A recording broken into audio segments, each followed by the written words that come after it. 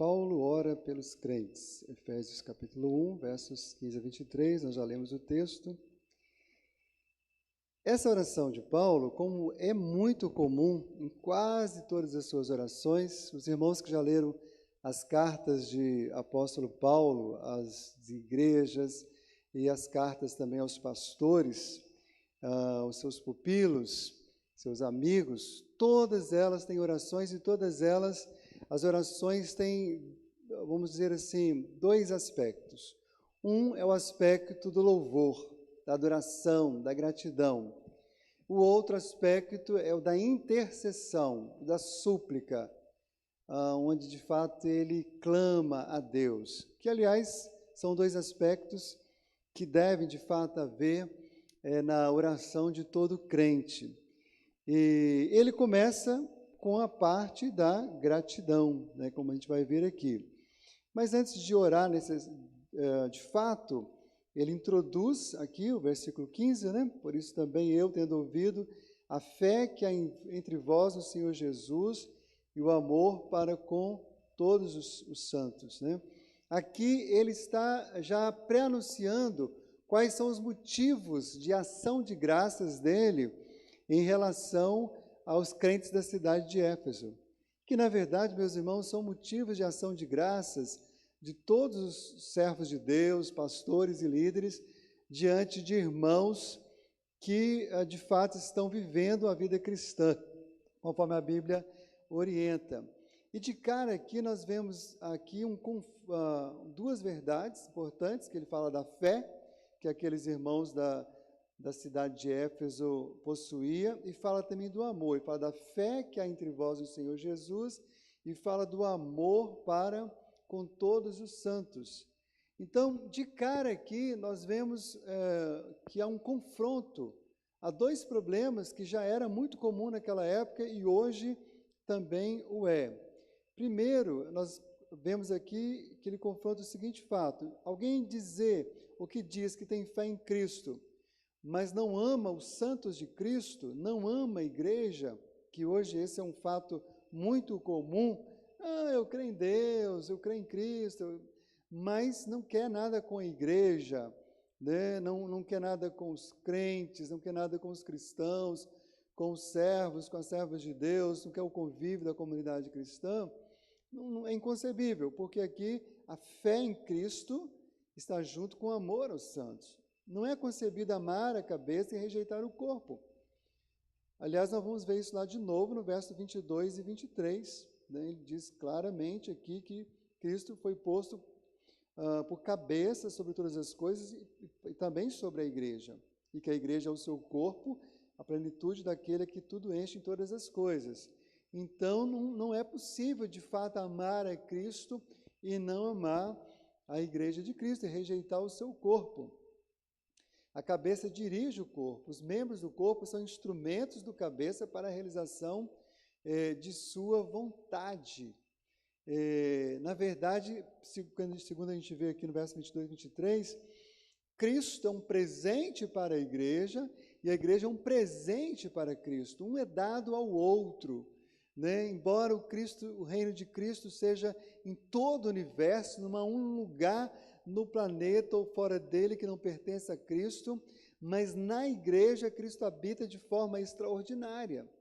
O reino de Deus é muito maior do que a igreja, mas o reino de Deus se manifesta de maneira especial, extraordinária, na igreja, ou por meio da igreja, ou de todos os santos de Cristo em todo lugar. Então, essa é uma verdade maravilhosa que a gente precisa considerar. Quem crê em Cristo, quem ama Cristo, também ama a igreja, e isso é motivo de louvor a Deus, ver pessoas que amam a Cristo e amam a igreja. Mas também dizer que ama a igreja, mas não crê em Cristo, também é um outro problema grave, é o outro problema que aqui é confrontado. Muitas pessoas declaram-se amigos da igreja, amigos do pastor da igreja, amigos dos crentes, alguns chegam até a ser apelidados de amigos do evangelho, mas não querem nada com Cristo, rejeitam a Cristo. rejeitam o senhorio de Cristo, rejeitam a soberania de Cristo, rejeitam o sacrifício de Cristo, não creem na sua ressurreição, não creem que hoje ele está sentado ao lado do Pai. Então, também é um problema gravíssimo, porque se você ama a igreja, mas não ama Cristo, você está rejeitando a salvação, você está rejeitando a vida eterna, porque a vida está em Cristo, a vida eterna está em Cristo. Então, o crente que você diz que gosta, o que as pessoas dizem que gosta, é uma pessoa melhor por causa de Cristo. Sem Cristo, esse crente, essa igreja, esse povo, seria pior talvez do que aquele que não crê. Se há alguma coisa boa em nós, é Cristo e por causa de Cristo. Então, quando Paulo elogia aqui a fé que há entre os crentes de Éfeso em Jesus e o amor para com todos os santos, isso é maravilhoso.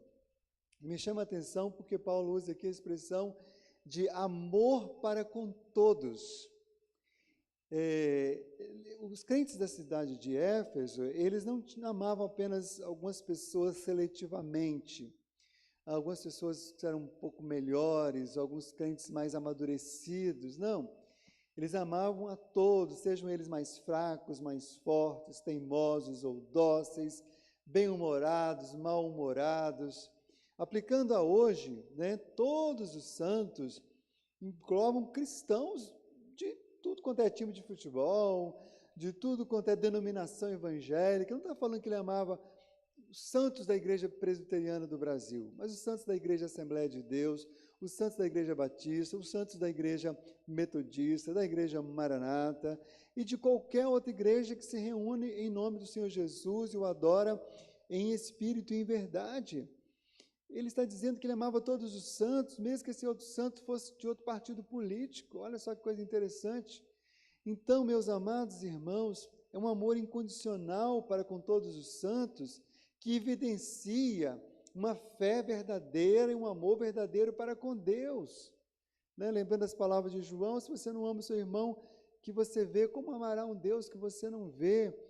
Então, o apóstolo Paulo diz assim no verso 16, não cesso de dar graça por vós. Era muita gratidão. Ele diz, olha, sempre que eu lembro de vocês, eu preciso glorificar a Deus, porque eu vejo que vocês, crentes da cidade de Éfeso, têm uma fé viva no Senhor Jesus e um amor verdadeiro para com todos os santos. E é bom, irmãos, lembrar no contexto, o contexto ali de muita gente ainda vivendo situações horrendas de pecado, pessoas que tinham familiares na idolatria, pessoas que viviam entre pessoas que matavam outras pessoas, havia ainda muita violência no Império Romano, muita perseguição, mas aquele povo aprendeu a amar crentes de tudo quanto é jeito, mesmo que fossem as pessoas mais difíceis.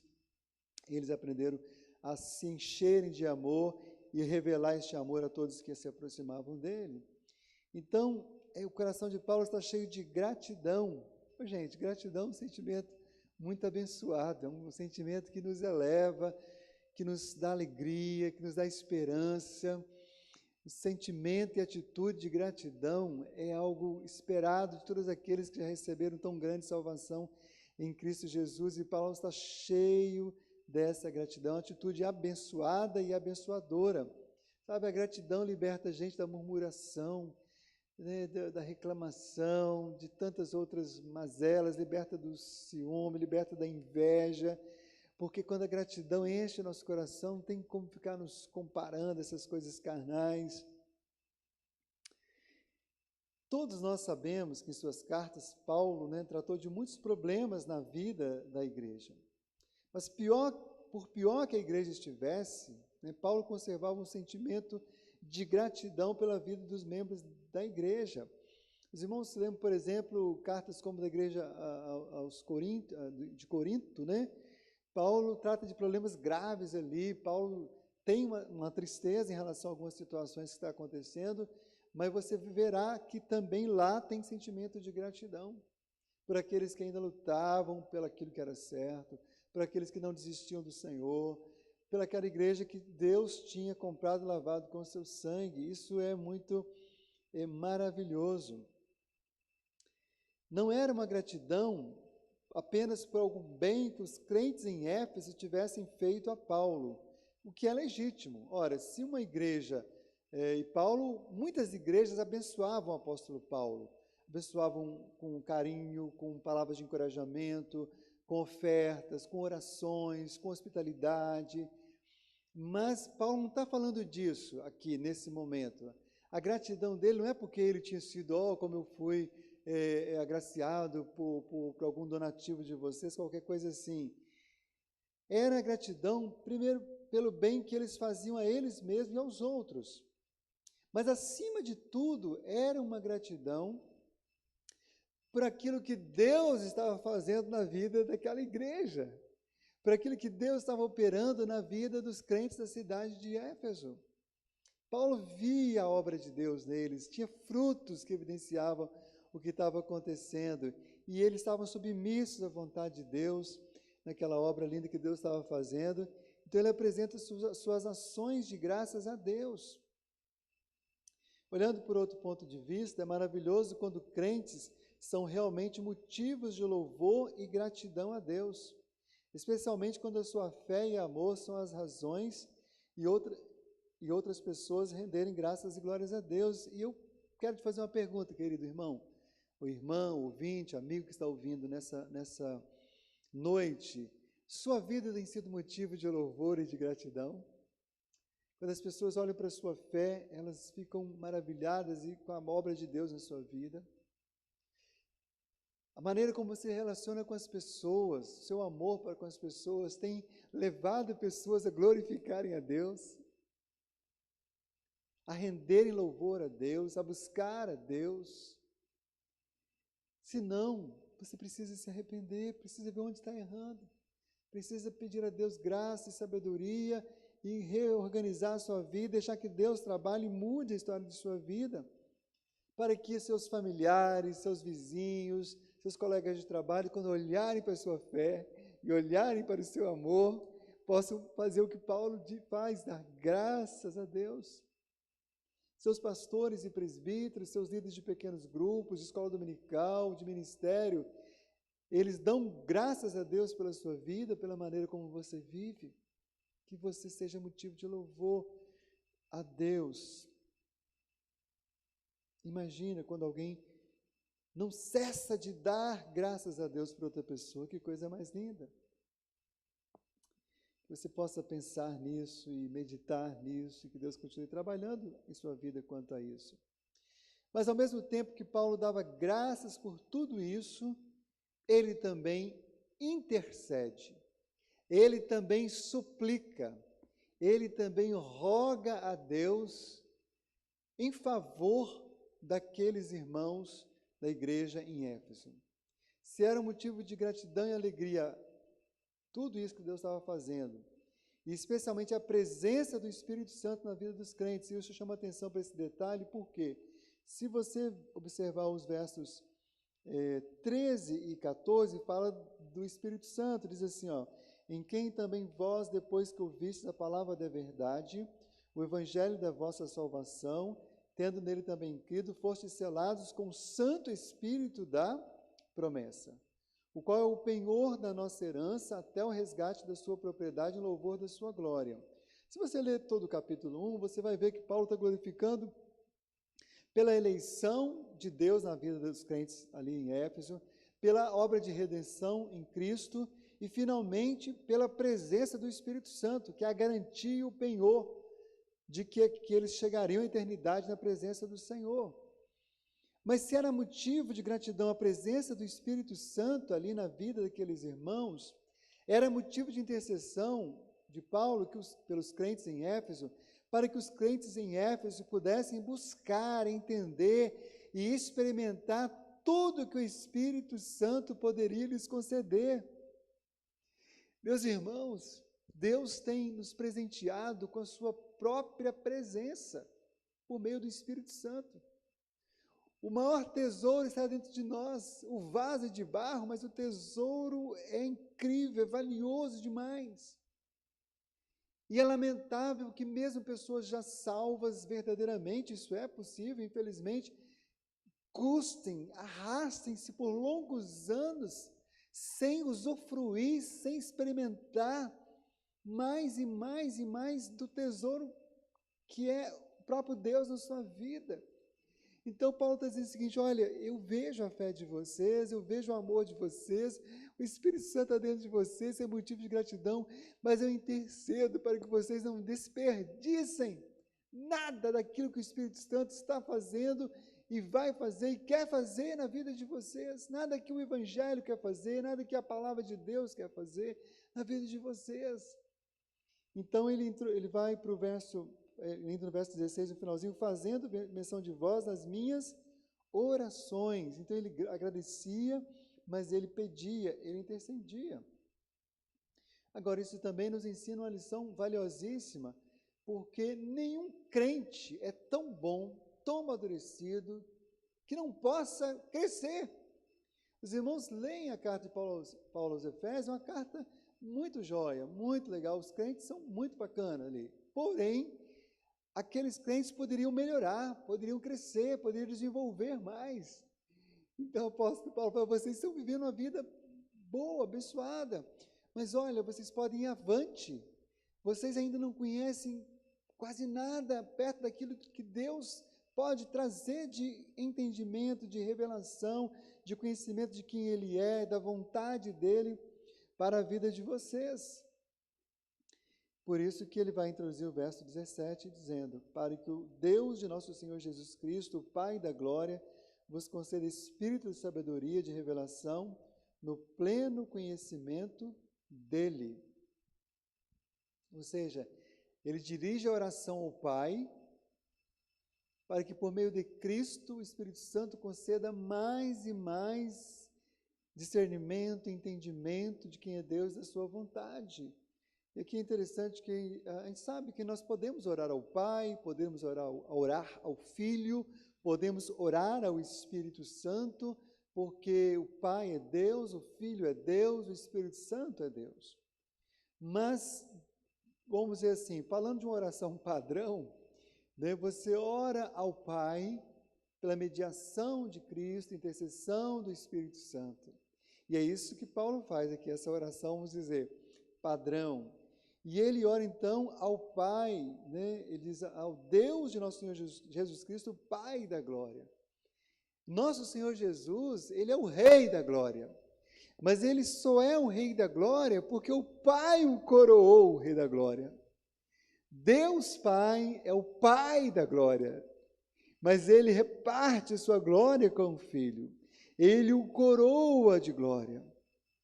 Ele o eleva à sua presença, como diz aqui a palavra de Deus, acima de todo principado e potestade e domínio. Ele o assentou à direita nos lugares celestiais. Ele o ressuscitou. Ele deu domínio sobre todo nome, sobre todas as pessoas, sobre todos os séculos, todas as eras, e o coroou de glória. Então, Paulo ora ao Pai da glória, na mediação do Rei da glória, para que o Espírito de glória possa continuar operando na vida dos crentes e assim fazê-los crescer e crescer e crescer, conhecendo a Cristo, adorando a Cristo, servindo aos propósitos de Cristo. Por isso que ele pede a Deus, para os crentes em Éfeso, um pedido específico, que Deus os conceda espírito de sabedoria e revelação no conhecimento dele, iluminados os olhos do vosso coração. Todo conhecimento, meus irmãos, confiável e salvífico, vem somente do Deus glorioso. Esse conhecimento nos é dado em Cristo por meio do Espírito. E em Cristo reside todas as bênçãos. Deus acumulou o Filho de bênçãos, de toda sorte de bênçãos nas regiões celestiais, estão em Cristo. E quando nós oramos, seja por nós ou pelos nossos irmãos, Deus nos dá mais e mais acesso e experiência e conhecimento desses tesouros infindáveis que estão em Cristo. Tudo está nele e já é nosso. Mas nós os acessamos, nós os experimentamos, nós os usufruímos tanto quanto mais nos rendemos por meio da oração, por meio da palavra. E é isso que ele está dizendo, gente, vocês são muito ricos, mas eu tenho uma boa notícia para vocês, vocês não estão usufruindo toda a riqueza que vocês podem usufruir, porque vocês ainda nem conhecem toda essa riqueza, mas que o Senhor vos dê espírito de sabedoria e de revelação, para ir conhecendo mais e mais, e experimentando muito mais da parte de Deus para as suas vidas. Vejam bem, irmãos, que o cerne do conteúdo da oração de Paulo, da intercessão de Paulo, não eram as circunstâncias que estavam na vida daqueles crentes. Saúde, política, economia. Irmãos, por favor, não estou dizendo que não podemos apresentar nossas circunstâncias. Claro que podemos, devemos fazê-lo. Mas o que Deus está nos falando por meio da sua palavra, por meio do exemplo de Paulo, que isso não deve ser o cerne da nossa oração, o conteúdo principal da nossa oração, o motivo principal, isso também pode ser apresentado.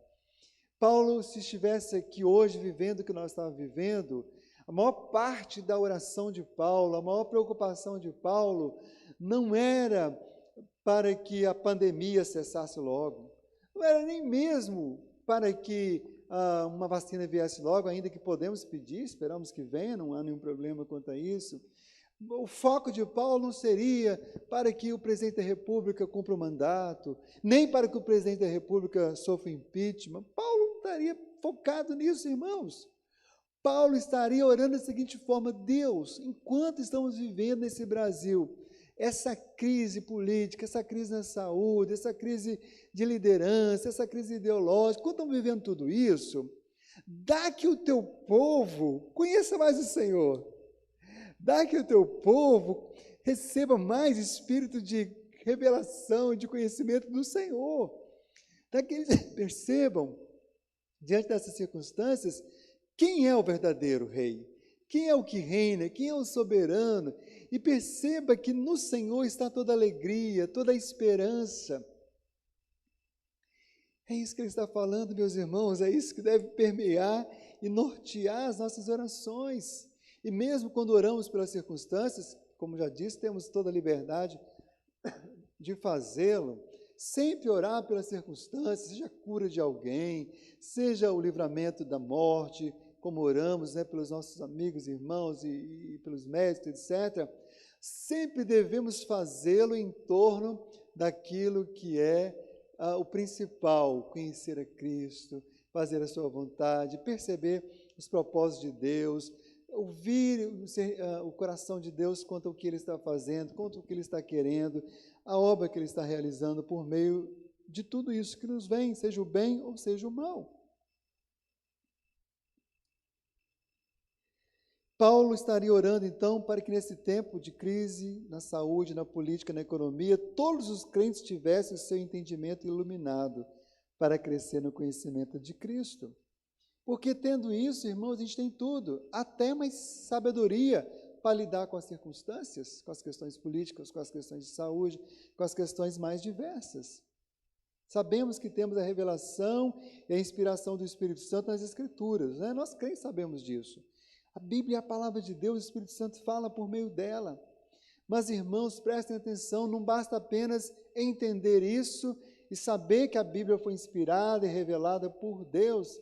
É preciso que nós tenhamos a consciência de que nós precisamos que esta palavra escrita, inspirada, revelada, infalível, inerrante, precisa também ser aplicada ao nosso coração. Isso é uma obra do Espírito Santo.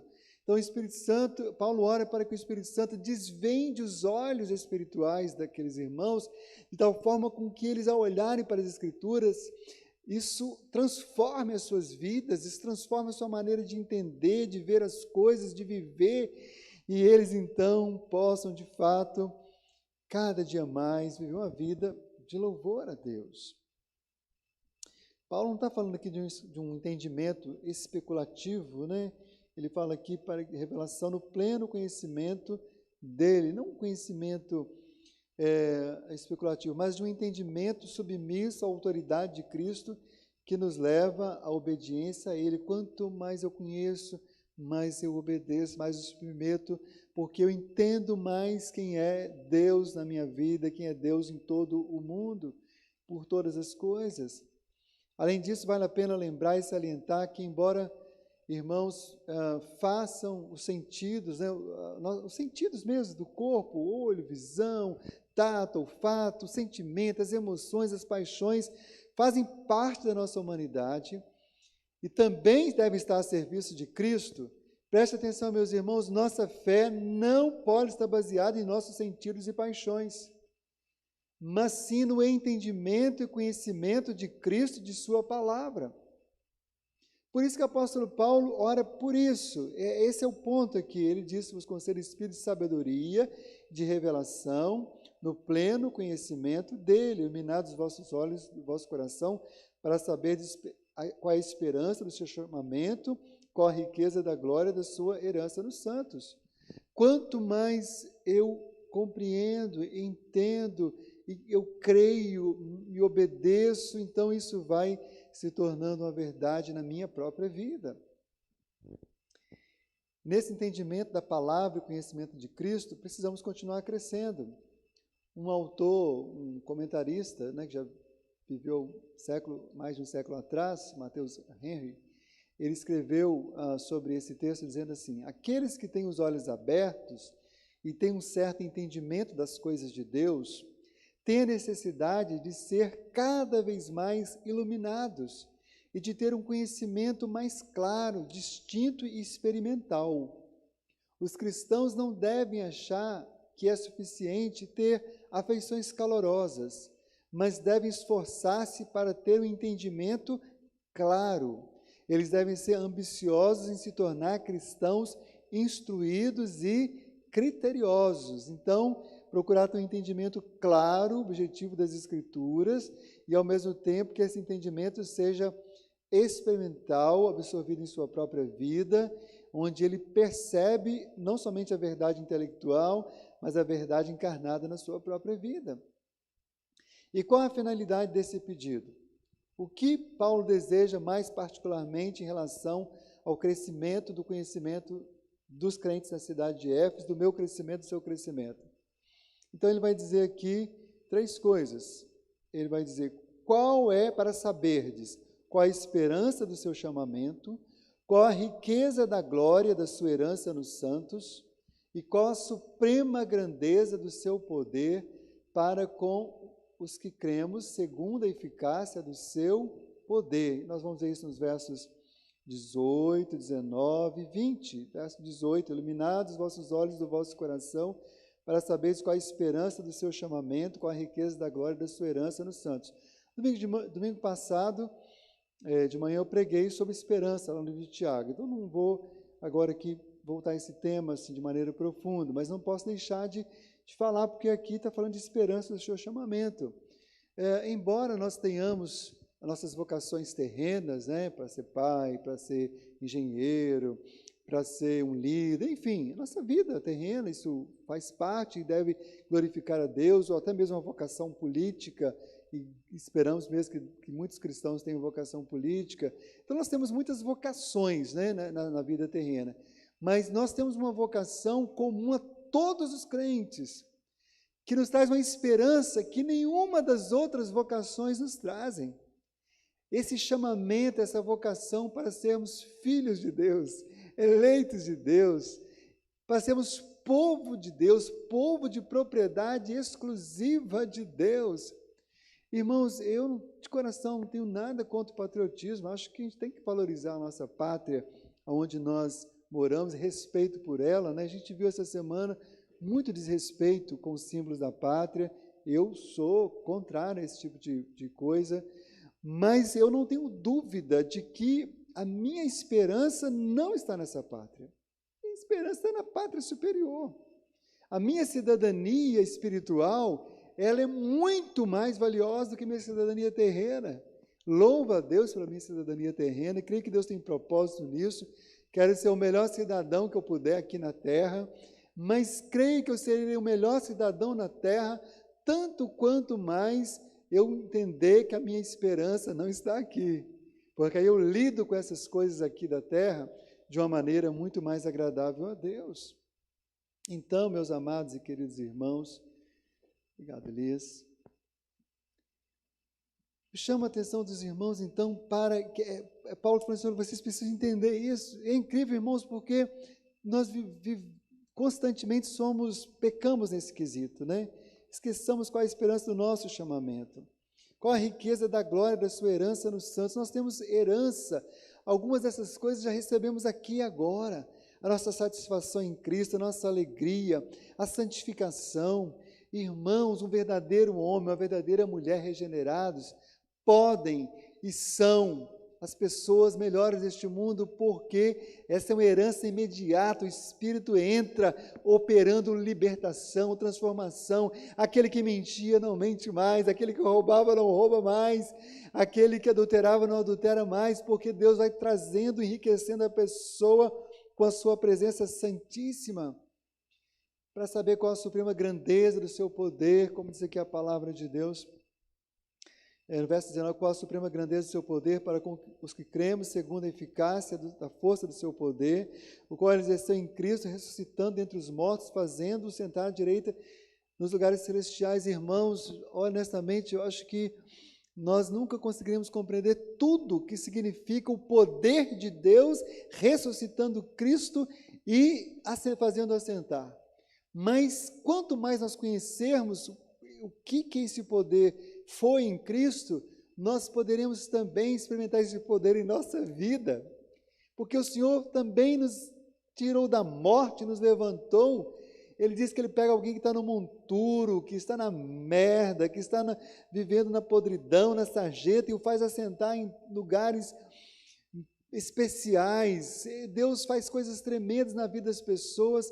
O poder de Cristo, o mesmo poder que ressuscitou Jesus, Ele habita em nós e nós podemos experimentá-lo cada vez mais, quanto mais conhecemos e nos rendemos a Ele, meus irmãos. É isso que o apóstolo Paulo está falando, não somente conhecer esse poder para nós que cremos, mas a eficácia deste poder, ou seja, esse poder fazendo diferença.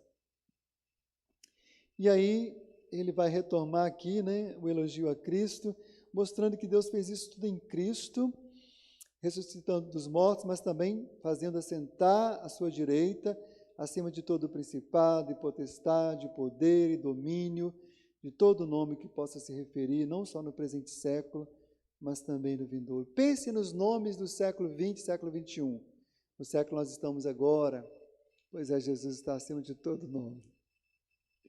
E quanto mais entendemos isso, mais nossa vida se torna uma vida mais agradável ao Senhor.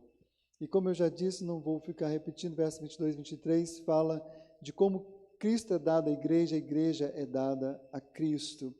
E Cristo, além de ser aquele que está acima de todos, mas na igreja, em particularmente, Ele é o cabeça. Ele é o que conduz, Ele é o que orienta, o que alimenta, o que nutre, o que fortalece. Por isso, não temos dúvida nenhuma de que Ele cumprirá todos os propósitos para com a sua igreja. E você que faz parte da igreja, se alegre, você faz parte do povo mais feliz da terra. Você faz parte do povo mais santo da terra. Você faz parte do povo que tem a maior esperança, a melhor esperança, a esperança mais inabalável da terra. Eu não estou falando aqui de denominação religiosa. Eu estou falando da igreja de Cristo, composta por todos aqueles que são lavados no sangue de Jesus. E que você, junto com todos os crentes em Cristo no mundo, possam ser motivos de louvor e de gratidão a Deus, mas também possa ser motivo de intercessão e de crescimento. E que as suas orações, sempre, se você for orar, agradecer, pedir, você se lembre de orar como o apóstolo Paulo, para que o Senhor conceda esse espírito de conhecimento, de sabedoria, de revelação, para você crescer nele e crescer para a glória dele, em nome de Jesus. Amém, meus irmãos?